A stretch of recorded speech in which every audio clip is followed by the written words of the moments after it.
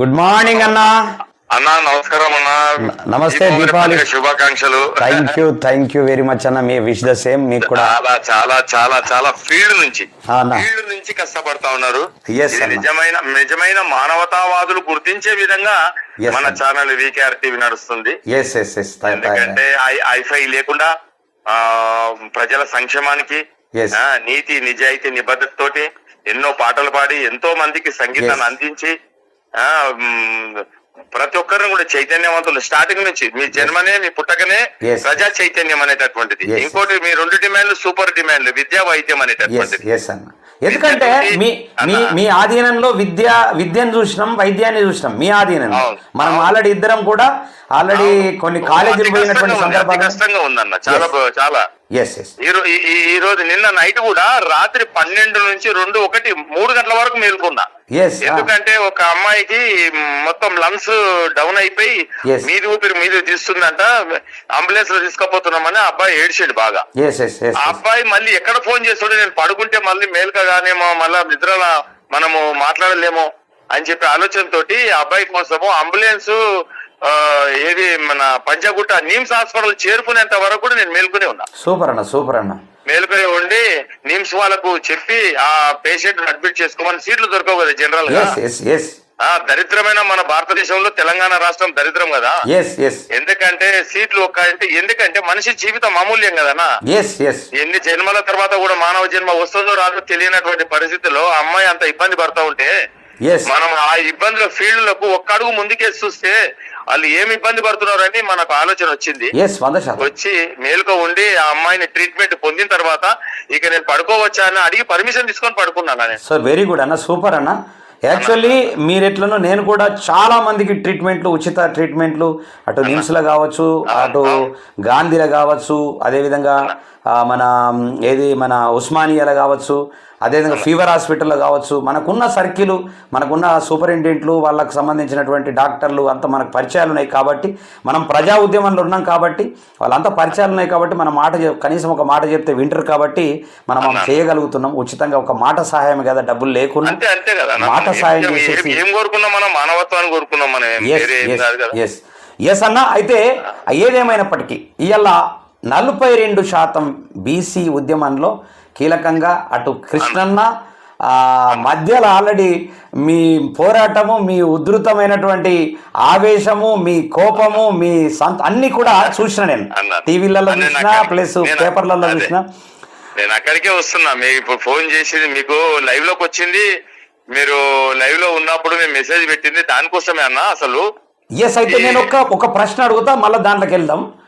అయితే బీసీలంతా ఏకం కావాలనేటటువంటిది నా కాన్సెప్ట్. అవును, బీసీలంతా ఏకం కానన్ని రోజులు ఖచ్చితంగా 42% రిజర్వేషన్ కాదు, ఏది కూడా బీసీలకు సరైనటువంటి అందేటటువంటి అవకాశం లేదనేటటువంటిది నా అభిప్రాయం.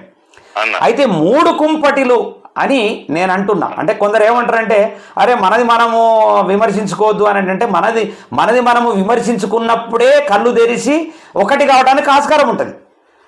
మనము పొగుడుకుంటే చచ్చిపోవడం తప్ప ఏముంటదన్న. నువ్వు సూపర్ ఉన్నావన్నా అని చెప్పేసి అంటే అదే బాటలో పోతాడు కదా. అందుకే 3 కుంపటిలు అయినాయి. ఆ 3 కుంపటిలు ఎందుకోసమైనా చెప్పాలి నువ్వు నాకు. అంటే 3 కుంపటిలు బీసీలు కాలేదన్నా, 3 కుంపటిలుగా చేసినటువంటిది రాజకీయ పార్టీలు. అదే అయితే ప్రజలు కాదు.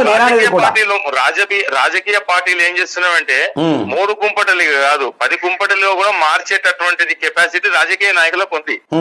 మన వాళ్ళు నమ్మడానికి కూడా స్టార్టింగ్ నుంచి మనకు విద్యలో, ఆర్థికంగా, రాజకీయంగా అన్ని రకాలుగా మనం వెనుకబాటులో ఉన్నందుకు, పేదరికం మనని ఎంబడి పడుతున్నందుకు, ఆ పేదరికం నిర్మూలన జరుగుతుందేమన్న ఒక ఆశతోటి వీళ్ళు ఈ ఆలోచనతోటి ఒకరికొకరు బీసీలకు పడకుండా వేరువేరుగా వాళ్ళ సంఘాలు ఏర్పాటు చేసుకొని ఉద్యమాలు నడిపిస్తున్నటువంటి తరుణం. అక్కడ కూడా వాళ్ళు ఏమి ఉద్యమాలు ఆపలే. ఎక్కడ ఏ పార్టీ నుంచి సపోర్ట్ చేసినా మా బీసీ ఉద్యమమే బలపడుతుంది కదా. ఇప్పుడు మనము ఒక చెట్టు నాటినాం, వేప చెట్టు నాటినాం, ఒక మామిడి చెట్టు నాటినాం. అది ఏ నీళ్లు పోసినా అదే వృక్షం పెరుగుతుంది. అంతే కదా, అదే వృక్షం పెరుగుతుంది.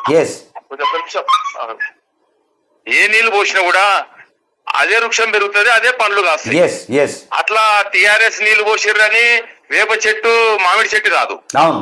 కాంగ్రెస్ నీళ్లు పోసిర్రని మామిడి చెట్టు వేప చెట్టు కాదు. రైట్. అట్లా అదే మాదిరిగా ఎవరు ఏమి చేసినా గానీ సంకల్పము ఉద్యమము బీసీ ఉద్యమమే కొనసాగుతుంది, బీసీ ఉద్యమమే బలపడుతుందని చెప్తా ఉన్నా. ముఖ్యంగా ఇప్పుడు హార్డ్లీ సమాజం ఎదురు చూస్తున్నటువంటిది ఏంటి అని అంటే స్థానిక సంస్థల్లో బీసీలకు 42% రిజర్వేషన్లు అవి కల్పిస్తానని ప్రభుత్వం ఏం చేసింది, అది కల్పిస్తానని కామారెడ్డి డిక్లరేషన్ రాహుల్ గాంధీ గారు ఇచ్చినటువంటి మాట నిలబెట్టుకున్నటువంటి వ్యక్తి ఎవరయ్యా అంటే అది రేవంత్ రెడ్డి గారు. రేవంత్ రెడ్డి గారు మాట నిలబెట్టుకొని ఇస్తానని చెప్పేసి ఒట్టించండి ఇంక అందరికి. ఏది మనకు రిజర్వేషన్లు ఇస్తామని చెప్పేసి మనకు ఇవి కూడా ఇచ్చేసిండు. ఏది ఎలక్షన్ లో కూడా పంపించడానికి మొత్తం నోటిఫికేషన్ కూడా ఇచ్చేసిండు. ఇచ్చిన తర్వాత అయితే బంతి వడ్డించినట్టే కదా, అన్నం పెట్టిండు, పప్పేసిండు, చారు పోసిండు, రపరప ఇస్తరాకులన్నీ గుంజేసేసిండు. అయితే నోటికాడ అన్నం ముద్ద లాక్కున్నట్టుగా రాష్ట్ర తెలంగాణ ప్రజలందరూ కూడా బాధపడతా ఉన్నారు. బీసీలకు రిజర్వేషన్లు వచ్చినటువంటి పరిస్థితుల్లో దీపావళి పండుగ ఆ రోజు చేసుకున్నారు, దసరా పండుగ అదే రోజు చేసుకున్నారు. ఎప్పుడు మీరు రిజర్వేషన్లు ఇస్తామని చెప్పేసి నోటిఫికేషన్ జారీ చేసిన రోజే పండుగలు చేసుకున్నారు ప్రజలంతా. ఇప్పుడు మొత్తం డల్ అయిపోయారు. మొత్తం ఏమైతుంది సమాజంలో, ఇస్తారా ఇయ్యరా అనేటటువంటి ఆందోళనలో ఉన్నారు. ఇది ప్రజాస్వామ్య భారతదేశం, దాంట్లో తెలంగాణ రాష్ట్రం. అటువంటి రాష్ట్రంలో ఇటువంటి అవమానాలు, ఇటువంటి అన్యాయాలు చేస్తుంటే ప్రజలందరూ ఇంకా ఎంతకాలం అని ఎదురు చూస్తారు? అది నేను అడిగే ప్రశ్న. ఎంతకాలం అని ఎదురు చూస్తారు ఈ పార్టీల గురించి. అయితే ఆ పార్టీ మాకు న్యాయం చేస్తుందేమని ఈ పార్టీకి ఓటేసినాం, ఈ పార్టీ న్యాయం చేస్తుందని ఇంకో పార్టీకి న్యాయం ఓటేస్తే వాళ్ళు గట్టెనెక్కి వాళ్ళ యొక్క ప్రయోజనాల కోసం వాడుకుంటున్నటువంటి పరిస్థితి కనబడుతుంది. బీసీలకు మాత్రం అన్యాయం జరుగుతుంది. అంటే నేనేమంటానంటనా అంటే ఈ ఉచితాలు ఉద్యమాలు చేయనిత్తలేమో అనిపిస్తున్నది. ఉచితాలు ఇక్కడ ఉచితం అనేటటువంటి పదము కూడా దేనికోసం అనంటే ఆకలి, అమాయకత్వం, అజ్ఞానం, పేదరికం, దోపిడి, పీడన, వివక్షత కింద నలుగుతున్నటువంటి ఈ ప్రజల యొక్క నాడిని పట్టుకొని ఈ పార్టీలు ముందుకెళ్తా ఉన్నది. ఇది పాపం అని నేను చెప్తున్నా. ఎందుకంటే ఆకలి అయినప్పుడు నువ్వు అక్కడ నిలబడంటే అక్కడ నిలబడతాడు ఆ ప్లేట్ పట్టుకొని. నిలబడ్డప్పుడు ఆయన ఆకలి తీర్చాలి, వాళ్ళ యొక్క ఆకాంక్ష తీర్చాలి, వాళ్ళ యొక్క భావాలను గమనించాలి, వాళ్ళు ఓటేసినందుకు వాళ్ళని ఒక ప్రయోజకుని చేయాలి. మేము క్లుప్తంగా ఒకటే చెప్తా ఉన్నాం పండుగ సందర్భంగా. మనిషి జీవితం ఎన్నోసార్లు చెప్పాను మన వీకేఆర్ న్యూస్ లో చాలా. మనిషి జీవితమే 100 సంవత్సరాలు అదే జీవితం, అదే జీవితం. అంటే జీవితమే శాశ్వతం కాదు. ఈ 5 సంవత్సరాల ముఖ్యమంత్రి పదవి, 5 సంవత్సరాల ప్రధానమంత్రి పదవి, 5 సంవత్సరాల ఎమ్మెల్యే, ఎంపీ ఈ పదవులు శాశ్వతమా? మీరే చెప్పండి. అది శాశ్వతం కాదు కానీ వాళ్ళు పదవి కాలంలోనే ప్రజా సంక్షేమం కోరుకోవాలి, శాశ్వతమైనటువంటి పేరు ఉంటదని మా ఆలోచన. అవును, పదవి కాలంలో ప్రజా సంక్షేమం కోరుకుంటలేవు. ఈ వీకేఆర్ న్యూస్ ద్వారా చాలా సబ్జెక్టు ప్రజలకు వెళ్ళిపోవాలని చెప్పి నేను ఈ విషయం చెప్తా ఉన్నా. ఎందుకంటే పబ్లిక్ చాలా పల్లెల్లో పండు ముసలమ్మ, పచ్చి బాల్యంతా కూడా ఎదురు చూస్తా ఉన్నారు. మేము ఎప్పుడు అభివృద్ధి చెందుతారు అంటే మేము పేదరికంలో పుట్టడమే పాపమా? ఒక జీవరాశిగా ఉడితేనన్నా బాగుండు కదా. మేము పేదరికంలో పుట్టడమే మాకింత దరిద్రమా? అంటే ముఖ్యంగా ఈ కులాలలో పుట్టడం ఇంత అన్యాయమా? అయితే పుట్టేటప్పుడు మేము ఏ కులాలో పుట్టాలో అనేటటువంటి ఆలోచన గ్రామ ప్రజలందరూ కూడా ఆలోచన చేసేటటువంటి పరిస్థితి కనపడతా ఉంది. మేమేం చెప్తున్నాం, 42% రిజర్వేషన్లు కల్పిస్తామని చెప్పేసి మాట తప్పినందుకు తెలంగాణ రాష్ట్రం బంద్ విజయవంతం జరిగింది. ఆ దాంట్లో చిన్న చిన్నగా ఎవరో ఆగతాయిలు, మాకు పడనోళ్ళు విజయవంతం జరుగుతుందా అనే ఆలోచనతోటి మా మధ్యలో వచ్చి కొందరు ఏదో డ్యామేజ్ చేసి కొన్ని పలగొట్టారు. అది కూడా నిజంగా కూడా అది మమ్మల్ని తప్పుతో పట్టేయడానికి కాంగ్రెస్ వాళ్ళు మా క్లిప్పింగ్ చూపించండి, నేను ఒక్కటి బలగొట్టినట్టుగా క్లిప్పింగ్ చూపించండి. సీనియర్ నాయకుల మీద, బీసీ నాయకుల మీద కేసులు పెట్టేసి అది నాన్ బెయిలబుల్ కేసులు. తీవ్రవాదుల కంటే అన్యాయంగా, నక్సలైట్ల కంటే అన్యాయంగా మమ్మల్ని అర్ధరాత్రిలో పోలీసు యూనిఫామ్ లేకుండా సివిల్ డ్రెస్ లో వచ్చేసి 8-10 మంది మొత్తం ఇంట్లో ఫ్యామిలీలు అందరూ భయాందోళనకు గురయ్యేటట్టుగా సెల్ ఫోన్లు గుంజి స్విచ్ ఆఫ్ చేసేసి కార్లలో తీసుకొని పోయి Kachiguda police station, Nallagunta police station లకు తరలించారు. ఆ ఉన్న 8 మందిని అరెస్ట్ చేస్తే కూడా ఒక పోలీస్ స్టేషన్ లో లేకుండా ఒక్కొక్క పోలీస్ స్టేషన్ నైట్లు తిప్పడంలో ఈ ప్రభుత్వం ఆంతర్యం ఏంది? మేమేం నేరం చేసినాం? మేము ప్రజల సంక్షేమం కోసం, వ్యక్తిగత జీవితాల కోసం మేమేమి ఉద్యమాలు చేయలేదు. ప్రజా సంక్షేమం కోసమే ఉద్యమాలు చేసినాం, ప్రజా సంక్షేమం కోసమే ర్యాలీకి వెళ్ళినాం. ఎందుకురా బాబు మేము తెలంగాణ రాష్ట్ర బంద్ పిలిపించినాం. మీ చిన్న షాపులు, పెద్ద షాపులు, అడ్వకేట్లు ప్రతి ఒక్కరు కూడా ఆర్టీసీ మాత్రం ఒక్క బస్సు కూడా నిజంగా చెప్పాలంటే 5 గంటల వరకు ఒక్క బస్సు కూడా నడవకుండా నిబద్ధత తోటి ఉన్నారు. అందులో కూడా బీసీ కార్మికులు ఉన్నారు, దాంట్లో కూడా మన నాయకులు అందరూ ఉన్నారు. కాబట్టి ఆర్టీసీ చైర్మన్ చెప్పినాం, ఇక్కడ అడ్వకేట్ల వ్యవస్థకు చెప్పినాం, యూనివర్సిటీకి చెప్పినాం. ప్రతి ఒక్కరు కూడా ఆలోచన చేసి అందరు కూడా స్వచ్ఛందంగా బంద్కు ఇది ఇచ్చారు. ఎంత బంద్కి ఇచ్చినా మేము చేతులు కట్టుకొని ఇంట్లో కూర్చోలేము కదా. ర్యాలీకి అయితే బయటికి వెళ్ళవలసిందే కదా. మేము ఆర్ కృష్ణన్నతో పాటు మేమందరం కూడా ర్యాలీగా బయటికి వెళ్తే ఆ దాన్ని ఏ కోణంలో చూసారంటే బీసీ ఉద్యమాన్ని నీరుగార్చడానికి తొలి కేసులు పెట్టిర్రు. మళ్ళా తెలంగాణ రాష్ట్రంలో బీసీల పైన తొలి కేసులు ఇవి, మా తీరని కేసులు. అంటే ఈ కేసులు పెట్టేస్తే బీసీ ఉద్యమాలు నీరుగారుతాయి, బీసీ ఉద్యమాలు ముందుకెళ్ళవు.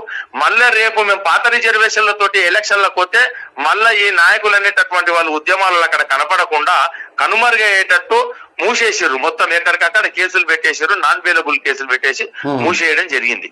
ఇటువంటి పరిణామాలకు ఈ తెలంగాణ రాష్ట్రంలో ఉన్నటువంటి ఈ ప్రభుత్వాలకు మేము ఏ రకమైనటువంటి బుద్ధి చెప్పాలనో మీరే ఒకటి ఆలోచించండి. ఈ ప్రజల బలమే మా బలం, మా సొంతం మా బలం మా కోసం కాదు, మా ఇంటి కోసం కాదు, మా కుటుంబం కోసం కాదు మేము ఉద్యమాలు చేసేది.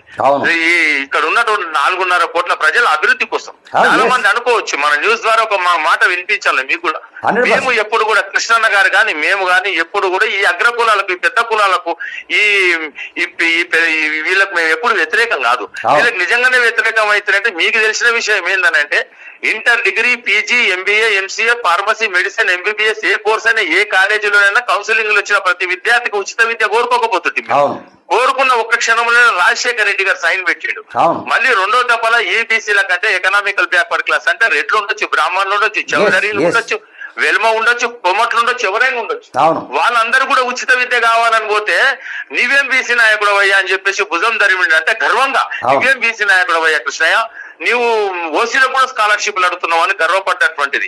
అంటే ఈ రోజులు ప్రతి ఒక్కరు చదువుకోవాలి. పుట్టకతోన కులం తెలియదు మనిషికి, పుట్టకతోన గుణం తెలియదు. కులము గుణం తెలియనట్టు మనుషులు మనం అంతా పెరుగుతూనే ఇవంతా వ్యవస్థ ఏం చేసిందంటే తల్లి కడుపులో నుంచి వచ్చినప్పుడు ఏ ఒక్కరికి కూడా ఆస్తిపాస్తులు ఏముండవు. పెరుగుతూనే వాళ్ళు 100,000 కోట్లకు ఎదిగిపోతున్నారు. మనం కటిక పేదరికంగానే మనం ఉండిపోతున్నాం. దీనికి ఈ వ్యవస్థ అనేటటువంటిది రూపుమాపాలనే ఆలోచనతోటి ఉద్యమాలు కొనసాగుతున్నాయి. అయితే నాకు ఇంకో ప్రశ్న అన్న, అయితే యాక్చువల్లీ మీరు జాక్ అంతా కలిసి బంద్ ప్రకటిస్తే ఈ ఏదైతే బీసీ 42% కావాలి అంటే రిజర్వేషన్ కావాలని ఫస్ట్ లేవనెత్తినటువంటి అంటే మీరు ఎప్పుడో లేవనెత్తిర్రు కానీ దాన్ని ఈ మధ్య కాలంలో లేవనెత్తి అవకాశవాద రాజకీయాలు చేసినటువంటి తీన్మార్ మల్లన్న ఆ రోజు బంద్లో పాల్గొనకపోవడం కారణం ఏంటి? ఆయన బంధులో పాల్గొనకపోవడం ప్రధానమైనటువంటి కారణం. ఇంకొకటి రాష్ట్ర ప్రజలందరూ మాట్లాడేటటువంటి మాట నేను కూడా మాట్లాడవలసి వస్తుంది. ఆయన పూజలకు గుడులకి వెళ్ళిపోయినటువంటి పరిస్థితి. బీసీల కోసము ఒక పార్టీ ఏర్పాటు చేసి బీసీల రాజ్యం తీసుకొస్తారనేటటువంటి నమ్మకం ఎక్కడ ఉంది? ఎంత బీసీ ఉద్యమం 42% రిజర్వేషన్లని రాష్ట్ర ప్రజలు రాష్ట్రమే బంద్ అయింది. నువ్వు గుడిలకు ఎట్లా పోతావు, పూజలకు ఎట్లా పోతావు? అంటే గుడి పూజలు అనేటటువంటి దానికి నువ్వు మొక్కు, నిరంతరం ఉండు. కానీ ప్రజాస్వామ్యయుతంగా ప్రజలు ఏం కోరుకుంటున్నారు అనే దాని మీద కూడా కాస్త ఆలోచన చేయవలసినటువంటి అవసరం. ఆ రోజే పోవడం అవసరం లేదు. ఆ రోజు ఎట్లా పోతావు నువ్వు? అన్ని బంద్. ఇప్పుడు మందకృష్ణన్న అదే విధంగా ఆయన విశారదన్ మహారాజుకు ఉన్న సోయి ఈయనకు లేదు.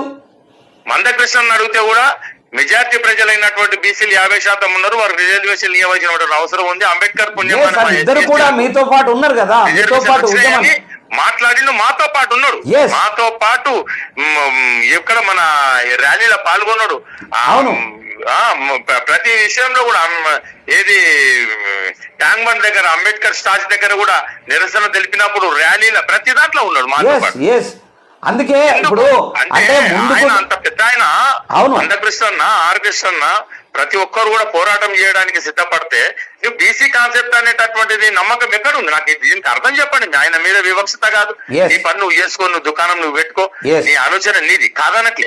బీసీల మీద ఎంతో మంది బతికిపోయారు, ఎంతో మంది మామూలు ఆర్డినరీ తో చెప్పులు లేకుండా ఏది ప్యారగాన్ చెప్పులతో వచ్చి ఫ్లైట్ ఎక్కేటటువంటి స్థాయికి ఎదిగారు బీసీల పేరు చెప్పుకొని. నువ్వు కూడా ఎక్కువ ఫ్లైట్ ఎక్కువ, ప్యారగాన్ చెప్పులు వదిలిపెట్టేసేయి, నువ్వు కూడా ఫ్లైట్ ఎక్కినావు, నువ్వు కూడా ఒక స్థాయికి ఎదుకున్నావు. కానీ బీసీల పేరు చెప్పినప్పుడు బీసీలతోటి చిత్తశుద్ధితో ఉండండి. నేను అనేది చిత్తశుద్ధితో పని చేయండి. బీసీల పేరు చెప్పుకొని కేవలం బ్రతకడానికే కాకుండా బీసీల అభివృద్ధి కూడా నోచుకోండి మీరు. అట్లా అదే రకంగా మేమేమంటున్నామంటే, సరే ఆయన ఒక చిన్న ఒక పర్సన్, ఆయన ఒక వ్యక్తి మాత్రమే, శక్తి కాలేదు, ఇంకా శక్తి కాలేదు. ఎందుకంటే మీరే చూడండి, మనం చెప్పిన నేను అన్నింటిలో కూడా ఏది మన తీర్మార్మాలన్నా ఉత్తమ్ కుమార్ రెడ్డి పైన హుజూర్ నగర్ లో పోటీ చేస్తే 890 ఓట్లు అన్నా, మీరే చూడండి, ఇప్పుడే లైవ్ లో కొట్టండి డైరెక్ట్, నో ప్రాబ్లం. మీకు వినిపిస్తా, పంపిస్తా, సెకండ్ మీరే చదవండి, పంపిస్తా. అయితే మళ్ళీ అదే సమయంలో నేను పోటీ చేసిన 3396 ఓట్లు, 3396 ఓట్లు, ఒక్క ఓటు కూడా అట్టి కాకుండా నేను చెప్తా ఉన్నా, రాసుకో. ఎందుకంటే ఫీడ్ అయ్యి ఉంటే ఫిక్స్ ఉంటుంది ప్రజలకు కూడా. ఇప్పుడు మాట్లాడుతుంటే ఎంతో మంది కొట్టి చూసుకుంటున్నారు. ఎట్లా ఎవరికదరా కాన్స్టిట్యున్సీ 2014 అల్లంపల్లి రామ్ కొట్టి చూడండి మీరు కూడా ఎన్ని ఓట్లు పోటీ చేసిన, ఇండిపెండెంట్ గా పోటీ చేసిన, ఆయన ఇండిపెండెంట్ గా పోటీ చేసిన. మరి నీ ఓట్లకు నా ఓట్లకు అంటే ఇక్కడ చాల్బాయ్ శాస్త్రాలు, చాణక్య నీతులు ఇటువంటివి చెప్పి ముందుకు వెళ్ళిపోవడం కాదు. ప్రజల సంక్షేమానికి నువ్వు ఎన్ని అబద్ధాలు చెప్తావో, ఎన్ని నీతులు చెప్తావో, ఎన్ని చెప్తావు, కానీ ఫీల్డ్ మీదకి వచ్చినాక నిజంగా వాళ్ళకు కష్టం ఉన్నటువంటి వాళ్ళకు నిజాయితీతోటి ఒక్క రోజున బతకండి. బీసీలారా మీరు ఒక్క రోజున జీవించండి. ఈ మానవ జన్మ వచ్చినందుకు నిజాయితీతోటి, ధర్మంతో, న్యాయంతో ఒక్క రోజు బతికి చూపించండి. ఒక్క రోజు బతికితే సార్ ఆ జన్మకు స్వార్థకం అవుతుంది. ఈ స్వార్థంతో 100 ఏళ్ళు జీవించినా అది కరెక్ట్ అయిన విధానం కాదు. అటువంటి నీకు అన్నిచ్చిండు, పలికిచ్చిండు, ఉనికి ఇచ్చిండు, వినడానికి ఇచ్చిండు, మాట్లాడడానికి ఇచ్చిండు, ఈ సమాజానికి సేవ చేసేటటువంటి జ్ఞానంతో నీకు ఒక పబ్లిక్ లో ఒక క్రేజ్ ఇచ్చిండు, ఒక మీడియా ఇచ్చిండు, మైక్ ఇచ్చిండు, మాట ఇచ్చిండు భగవంతుడు. ఎప్పుడు ఇచ్చిండు? ఇవన్నీ సమాజానికి ఉపయోగించకుండా కుటుంబానికి ఏ రకంగా ఉపయోగించుకుంటావు నువ్వు? ఎట్లా ఉపయోగించుకుంటావు? బీసీల పేర్లు చెప్పుకొని ఇక్కడ చీలిక జరుగుతా ఉంది. 10 కుంపట్లు అవుతున్నాయని, 3 కుంపట్లు అవుతున్నాయని. ఎన్ని కుంపట్లు ఉంటాయండి? నిజాయితీతో ఒక కుంపటి దగ్గరికి 9 కుంపట్లు కూడా వస్తాయని చెప్పేసి నేను విష్ణు కిషోర్ అన్నకి చెప్తా ఉన్నా. నిజాయితీగా వస్తాయి, మా దగ్గరికి వస్తాయి, అన్ని రావాల్సిందే, ధర్మం దగ్గరికి రావాల్సిందే. పారే నీళ్లు ఎక్కడ ఆగుతాయి? దాని స్థానంలో అవి ఆగుతాయి. హైదరాబాద్ కొట్టుకపోయింది, మొన్న హైదరాబాద్ కొట్టుకపోయిందని పేపర్ నుంచి. హైదరాబాద్ కొట్టుకపోలే, హైదరాబాద్ లో నీళ్లు ఎక్కడైతే వరద పోవాలో ఆ భూములను కబ్జా పెట్టారు. కబ్జా పెట్టడం తోటి మళ్ళీ వాటి కబ్జాలకు వెళ్ళినాయి. అంటే వాటి కబ్జాలకు మనం పోయినాం. ఆ నీళ్లు, పారే నీళ్లు, ఆ కుంటలు, చెరువులలో ఇల్లు కట్టుకున్నారు. ఇల్లు కట్టుకుంటే వాటిని ఎన్నెన్ని అవతారాలు ఎత్తి ఏం చేసి వాటి స్థానం వల్ల మళ్ళీ కబ్జా పెడతాయి అవి. అయితే కృష్ణన్న, ఇప్పుడు మందకృష్ణ ఉన్నాడు, ఆయనకు ఎంతో మంది మాదిగ రిజర్వేషన్ పోరాట సమితిలో అన్నకెళ్ళి బయటకు పోయి ఎన్నో రకాల కుంపట్లు పెట్టిండ్రు, కానీ ఆయన జనకకుండా ఒకటే వనకడమే కాదు, జనకలే. ఏ స్వార్థాన్ని కూడా ఆయన లొంగలే. అందుకే మనిషికి మనిషికి ఉన్న శక్తిలో 10% చాలన్నా నువ్వు జీవనం బతకడానికి. మిగతా 90% ఉంది సమాజాన్ని ఖర్చు పెట్టడానికి. మేమేమంటున్నాం అంటే 90% మీకోసం, మీ కుటుంబం కోసం, నీ భార్య పిల్లల కోసం, నీ బంధుమిత్రుల కోసం 90% ఖర్చు పెట్టుకో. సమాజం కోసం 10% అన్న స్వార్థపరులకు చెప్తా ఉన్నా. 10% అన్న సమాజం కోసం ఉపయోగపడండి మీరు. 100% కరెక్ట్. నువ్వు నీతితోటి, ధర్మంతో నువ్వు కొనసాగితే నోరు లేని మూగజీవుల కంటే అగాధంగా బతుకుతున్నటువంటి వాళ్ళు బీసీ. కోసం నువ్వు ఒక్కరోజు పనిచేయి. ఈ సమాజం కూడా చూస్తా ఉంది. బొర్రలు, మీసాలు, కట్టలు, మామిడి తోటలు, ఆస్తి అంతస్తులు, బెంచికారులు ఉన్నటువంటి వాళ్ళని ఎంకరేజ్ చేస్తా ఉంది తప్ప నిజంగా ధర్మం మీద, న్యాయం మీద ఏళ్లకు పాటు మన కోసం, మన జాతి కోసం పోరాటం చేసిండ్రు అనేటటువంటి జ్ఞానం లేకుండానే పోయింది ఇక్కడ. అటువంటి జ్ఞానాన్ని రూపుదిద్దాలి, అటువంటి ఆలోచనలు ప్రజలు కూడా చేయాలి. ప్రజలు కూడా సమాజానికి సేవ చేసినటువంటి వాళ్ళకి పట్టం కట్టాలి. ఎందుకంటే 20-25 ఏళ్ళు సాక్రిఫైస్ చేసినటువంటి వాడు ఇంకా నీకు మోసం ఎట్లా చేస్తాడు? ఏ రకంగా మోసం చేస్తాడు? నీవు ఎన్నేళ్ళు సమాజాన్ని పరీక్షిస్తావు నాయకులని? ఇంత ఈ దుర్మార్గం అని చెప్తా ఉన్నా విష్ణు కిషోర్. ఎందుకంటే యావత్ రాష్ట్రం మొత్తము మీ లైవ్ లో ఉన్నారు. ఇప్పుడు మీ లైవ్ లో ప్రజెంట్లు కూడా 100,000 మంది, 1,000 మంది మీ లైవ్ లో వింటా ఉన్నారు ఈ మాటలన్నీ కూడా. మీ తర్వాత కూడా మళ్ళీ వినేటటువంటి జ్ఞానంతో ప్రజలందరూ కూడా అజ్ఞానంతో జ్ఞానంలోకి వచ్చేసి కరోనా నుంచి చాలా జ్ఞానంలోకి వచ్చారు. నిజమైనటువంటి ధర్మం, న్యాయం గెలవడం లేదు. నేను అంటున్నా, న్యాయానికి పట్టం కట్టాలి. వాస్తవం. అయితే అన్న, ఇప్పుడు యాక్చువల్లీ 42% రిజర్వేషను కుల రాజకీయం చేయడానికి కాంగ్రెస్ పార్టీ అది ఎత్తుకున్నది అనేటటువంటిది నా అభిప్రాయము. అంటే ప్రజలు కూడా అంటున్నారు వాస్తవానికి. 100%. అయితే దాని యాక్చువల్లీ సాధ్యాసాధ్యాలు అనేటటువంటిది కేంద్ర నిర్ణయము, సుప్రీంకోర్టు అటువైపు ఉంటేనే తప్ప సాధ్యమవుతుంది. కేవలము ఇప్పుడు ఇతర రాష్ట్రాలకు మీరు చూసుకున్నట్లయితేనంటే రాజకీయాలలో రిజర్వేషన్లకు సీలింగ్ లేదు. అవును. విద్యా ఉద్యోగ రంగాలలో సీలింగ్ ఉంది. అవును. వాటికి మాత్రమే సీలింగ్ పెట్టు. రాజకీయాల సీలింగ్ ఎక్కడిది, వాళ్ళకు ఇది ఎక్కడిది? ఎందుకంటే ఆ రానోడు కూడా ఎమ్మెల్యే అయింది కదా. అవును. ఎస్. ఏబిసిడీలు రానోడు ఎమ్మెల్యే అయింది కదా, మంత్రి అయింది కదా, ముఖ్యమంత్రులు అయింది కదా. అవును. మాకు సీలింగ్ అనేటటువంటిది లేదు. అందుకే విద్యా ఉద్యోగ రంగాల్లో మాత్రమే సీలింగ్ ఉంటుంది, రాజకీయ రంగంలో సీలింగ్ ఉండదు. ఒక తండ్రికి 5 మంది పిల్లలు ఉంటారు, ఒక తండ్రికి 10 మంది పిల్లలు ఉంటారు. 10 మంది పిల్లలకు తండ్రి ఆస్తిలో వాటా ఉంటది. అవును. అవి 5 మంది పిల్లలకు తండ్రి ఆస్తులు వాటా ఉంటది. అవును. నేను ఇది చెప్తా ఉన్నాం. అట్లా అంటే తెలంగాణ రాష్ట్రం తల్లి లాంటిది. ఈ బీసీ ప్రజలు అనేటటువంటి పిల్లలు అయితే ఏ రాష్ట్రంలో ఎంత ఉన్నారన్న సంగతి గ్రహించి వాటా ఇవ్వాలని కోరుకుంటారు. అవును, వాస్తవము. కానీ ఇప్పుడు ఇప్పట్లో అయ్యే అవకాశం ఉన్నదా? ఎన్ని రోజులు పట్టొచ్చు? 100%. మొన్న మహేష్ కుమార్ గౌడ్ గారు ఉన్నారు కదా, పిసిసి అధ్యక్షుడు, కాంగ్రెస్ అధ్యక్షుడు, మా ముందు ప్రత్యక్షంగా ఉచ్చరించి మాట్లాడాడు. మా దగ్గర డైరెక్ట్ మాట్లాడాడు. ఏమన్నాడంటే 42% రిజర్వేషన్లు అమలు చేసిన తర్వాతనే మేము ఎన్నికలకు వస్తామని చెప్పాడు. అంటే కేంద్రం ఒప్పుకోవాలి కదా. కేంద్రంతో సంబంధం లేదు, రాష్ట్రానికి కేంద్రానికి సంబంధమే లేదు. సుప్రీంకోర్టుకి ఇదే రకంగా పోతే కొట్టి చెవట్లు పెట్టింది, ముట్టకాయలు పెట్టింది. ఇది మా సంబంధం లేదు, ఇది రాష్ట్రం విషయము. రాష్ట్రంలో హైకోర్టులో చూసుకోండి, రాష్ట్రంలో చూసుకోండి. ఎవరో కోన్కిస్గా ఒక అతను మాధవరెడ్డి అనేటోడు కోట్టుకోవడం, అది మళ్ళీ దాన్ని ఇది చేయటం. మీకు ఎంత శాతం ఉందో అంత శాతం. మేము ఏం చెప్తున్నాం అంటే ఈడబ్ల్యూఎస్ కోటాలో వీళ్ళకి రిజర్వేషన్లు ఇచ్చినప్పుడే సీలింగ్ దాటింది కదా. ఒకవేళ సీలింగ్ ఉందనుకుంటే, ఇంకా ఒకవేళ 50% సీలింగ్ ఉందనుకుంటే అప్పుడే అయిపోయింది, సీలింగ్ క్లియర్ అయిపోయింది కదా. వాళ్ళకి ఇవ్వడానికి సీలింగ్ అడ్డం రాలే, వాళ్ళకి ఇవ్వడానికి మేము ఎవరం కోట్టుకోలే. మేము ఏం చెప్తా ఉన్నామంటే మైనారిటీలు ఉద్యమాలు చేయలే, మైనారిటీలు రిజర్వేషన్లు నిజంగా అడగలే కావాలని. మళ్ళీ రెడ్లు, బ్రాహ్మణులు, వీళ్ళంతా అగ్రకులాలు కూడా ఉద్యమాలు చేయలే మాకు రిజర్వేషన్లు కావాలని. వాళ్ళు మళ్ళీ నిజంగా కూడా రిజర్వేషన్లు కావాలని చెప్పేసి పోరాటం చేయలే, వాళ్ళు వినతి పత్రం ఇయ్యలే. కానీ వాళ్ళకి రిజర్వేషన్లు ఇచ్చిర్రు. తెలంగాణ రాష్ట్ర బీసీ ప్రజలకు ఒకటే చెప్తా ఉన్నా నేను, వాళ్ళకి ఎందుకు రిజర్వేషన్లు ఇచ్చిర్రు చెవులు తూట్లు పడేలా మీరు క్షుణ్ణంగా వినండి. ఎందుకంటే వాళ్ళకు ఓటు బ్యాంక్ మారిండ్రు. వాళ్ళు ఎక్కడ ఓటేస్తే వాళ్ళు అదే రాజ్యం వస్తుంది.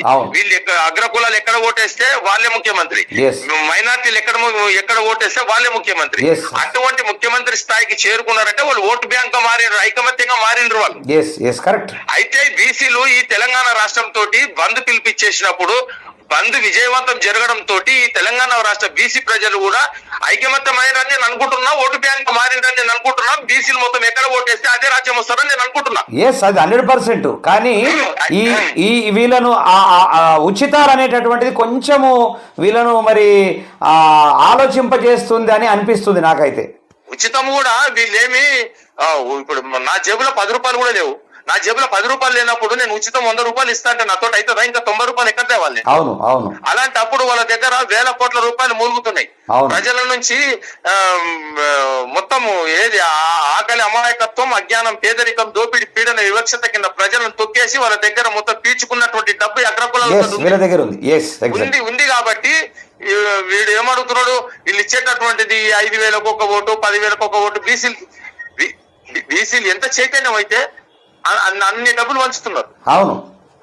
అట్లా కాబట్టి మరి తప్పకుండా చాలా దగ్గరలోనే, చాలా తొందరలోనే 42% బీసీలకు రిజర్వేషన్ తప్పకుండా రావాలని బీసీలో 8 మంది పైన పెట్టినటువంటి కేసులు తక్షణమే ప్రభుత్వం ఎత్తివేయాలి. ఎవరెవరి మీద పెట్టారు? రేవంత్ రెడ్డి కూడా ఉద్యమాలు చేసిండు. రేవంత్ రెడ్డి ఇంటి కోసం చేసిండా?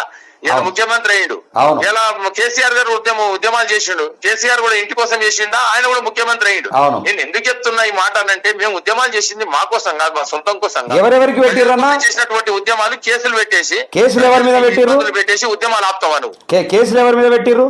నా మీద పెట్టిడు. అల్లంపల్లి రామకోటి, బుజ్జ కృష్ణ, రామూర్తి గౌడ్, ఇంకా రకరకాల మీద పెట్టేసి రాత్రి మొత్తం దోమలకు ఇబ్బందులు అయిపోయి దుప్పటి కూడా లేదు. పోలీస్ స్టేషన్ లో ఒక నేరస్తులను, ఒక నక్సలైట్లను బంధించినట్టు తెల్లవారులు పోలీస్ స్టేషన్ లో బంధించి పొద్దుగాల కోర్టుకు తీసుకొని వెళ్ళిండ్రు. గాంధీ హాస్పిటల్ లో మెడికల్ చెకప్ చేపించి. అంటే బీసీ మంత్రులు ఏం చెప్తున్నారు? గడ్డి వీక్తున్నారు.